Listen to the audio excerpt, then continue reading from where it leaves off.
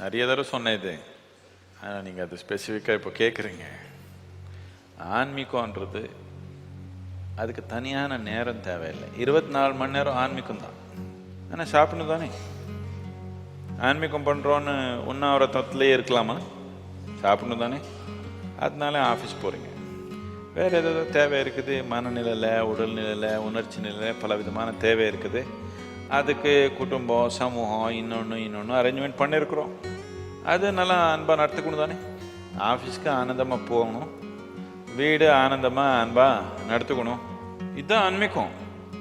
சும்மா பெரிய இது அதுன்னு எதோ பண்ண மாதிரி வாழ்க்கையை நடத்தணும். உடலும் பார்த்துக்கணும், மனமும் பார்த்துக்கணும், பொருளாதாரமும் பார்த்துக்கணும், ஆன்மாவும் பார்த்துக்கணும் தானே.